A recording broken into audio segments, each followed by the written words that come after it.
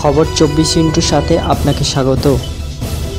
নতুন নতুন খবর জানার জন্য আমাদের চ্যানেলে চোখ রাখুন। নমস্কার, খবর 24 সাথে আপনাদের স্বাগত। দর্শক, আরজিকর মেডিকেল কলেজের প্রাক্তন অধ্যক্ষ সন্দীপ ঘোষেদের বিরুদ্ধে যে অভিযোগ রয়েছে তা অত্যন্ত গুরুতর। মঙ্গলবার একথা জানিয়েছেন কলকাতা হাইকোর্টের বিচারপতি জয়মল্ল বাগচি।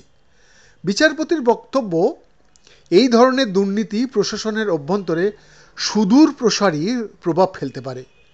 স্বাস্থ্য ব্যবস্থা এবং প্রশাসনকেও তা দূষিত করে তুলবে বলে মনে করেছেন তিনি। আরজিকরের আর্থিক দুর্নীতির মামলা সংক্রান্ত নথি তদন্তকারী সংস্থার থেকে পেতে সমস্যা হচ্ছে, এই অভিযোগ নিয়ে হাইকোর্টের দ্বারস্থ হন সন্দীপ এবং অন্য অভিযুক্তরা। মঙ্গলবার আজ সেই মামলার শুনানি হয় বিচারপতি বাগচি এবং বিচারপতি গৌরাঙ্গ কান্তের ডিভিশন বেঞ্চে।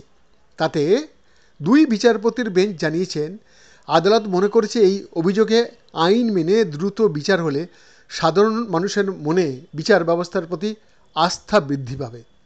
হাইকোর্ট আরও জানায়, এই মামলায় সরকারি আধিকারিকরা যুক্ত রয়েছেন, তাদের বিরুদ্ধে অভিযোগের দ্রুত নিষ্পত্তি হওয়া প্রয়োজন। তাই যত তাড়াতাড়ি সমস্ত বিচার ট্রায়াল শুরু করা যায় ততই মঙ্গলবার সন্দীপের আইনজীবী আদালতে জানান, 462টি নথির মধ্যে সিবিআইয়ের থেকে 416টি নথি তারা পেয়েছেন। বিচারপতি বাগচির ডিভিশন বেঞ্চ নির্দেশ দিয়েছে, বুধবারের মধ্যে সিবিআইকে এই সংক্রান্ত বাকি নথি দিয়ে দিতে হবে। নথি পাওয়ার পরে অভিযুক্তরা নিজেদের বক্তব্য নিম্ন আদালতে জানাতে পারবেন। আগামী 18ই ফেব্রুয়ারি এই মামলার পরবর্তী শুনানি। বৈদ্যনাথ দাসের রিপোর্ট, খবর 24/7।